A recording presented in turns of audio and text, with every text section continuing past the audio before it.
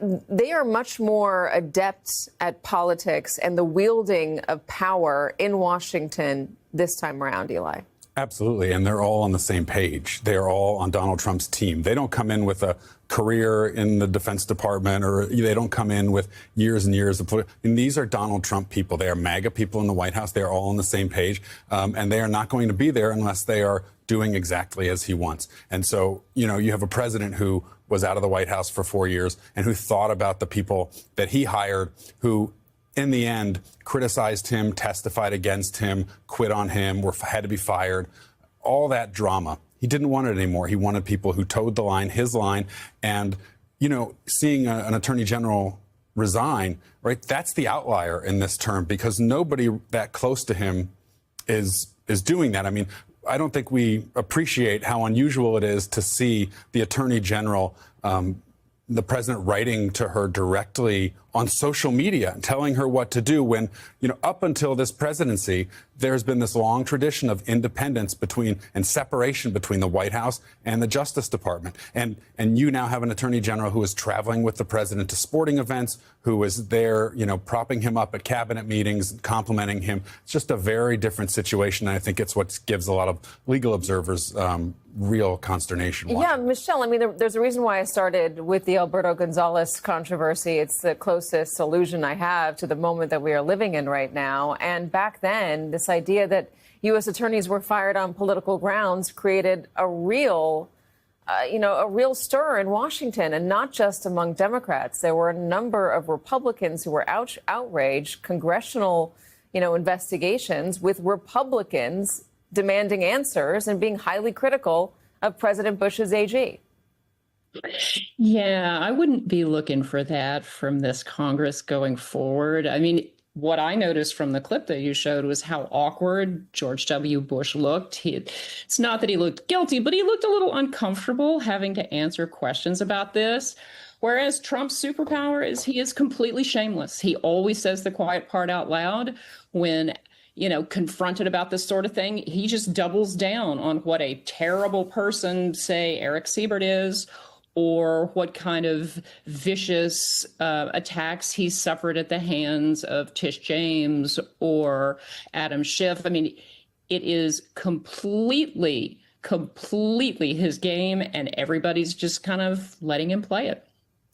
Joyce, bring us up to speed here. Go from the 2007 DOJ with the resignations and the anger and the testimony that flowed out of the DOJ into these congressional hearings, and bring us to today, to 2025. How much of a difference is there between those two departments? In 2007, Katie, I was in the U.S. Attorney's Office in Birmingham working as the appellate chief.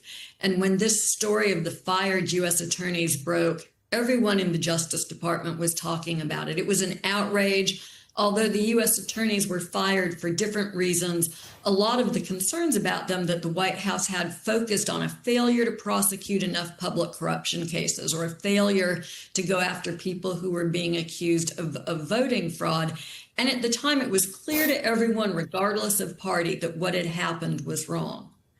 Fast forward to where we are today. Now we've got a president who wants to have the ability to directly order the Attorney General, and by extension, the U.S. attorneys, to prosecute cases, right? Doesn't want people to engage in the calculus prosecutors are supposed to engage in of whether they have sufficient evidence to obtain and sustain a conviction. And we're hearing barely a ruffle on the surface. Not among the career people in DOJ, who I imagine are deeply outraged after having seen this social media post. But there's nothing in leadership. There are no U.S. attorneys coming to express outrage. And of course, as y'all have been noting, no outrage on the Hill. This is what we've come to expect from this administration. I think shamelessness doesn't begin to capture it. There's simply no sense of obligation to uphold the oath to the Constitution. We now all live in service to one man, Donald Trump, and his whims are the rule of the day. Joyce, if a prosecutor within the DOJ decides to bring a case, and one prosecutor already said there was not enough evidence, what is the likelihood that they'll be able to get down the line on a prosecution, get a grand jury to sign off on it, and then get a judge to not dismiss the case or to get a conviction? You know, the irony here is that Donald Trump may have gutted the case that he's so desperate for prosecutors to bring by doing this. And we should note that Eric Siebert, the fired or the now resigned U.S. attorney in the Eastern District of Virginia, was a career guy. He had been in the office for 10 years. He had done everything from public corruption to drug trafficking, highly regarded by the court and also by Democratic senators, which doesn't come easy these days if you're a Republican.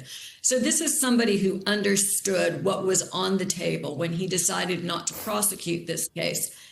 That means that any case, should it go forward in the future, you know, or if prosecutors are able to get it past, for instance, a grand jury, defendants will have a built-in defense of selective and vindictive prosecution.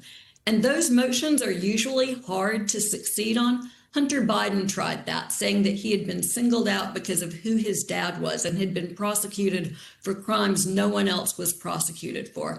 And a judge refused to dismiss his case. But when you have the president of the United States ordering your prosecution and doing it in connection with his own political concerns, that starts to look like an awfully good defense in that moment, Katie. So I wonder what if they understand that maybe they won't be able to fully bring these cases, and maybe he doesn't understand that, but I wonder if the other intention here is just to put a chill in the air. Well, I mean, you mentioned all those other institutions a moment ago, Jeremy. Yeah, that's exactly what he's doing. I mean, and it almost, to your point, doesn't matter whether or not they are prosecuted. The threat of prosecution for anybody, even people with all the money in the world, to hire the best attorneys is still a lot of pressure to be living under. And what you saw happen with Jimmy Kimmel, what you've seen happen with, Ann Seltzer at the Des Moines Register, the way that Trump has gone after media, the way that he's gone after elite universities. He went after a pollster who all she did was get something wrong and then say, I'm sorry, here's why I got it wrong, which is, a pretty good defense against a defamation lawsuit. That aside, all of this points to an intimidation tactic that we've seen Trump use time and time again, from his time as a real estate developer to his time as president and candidate.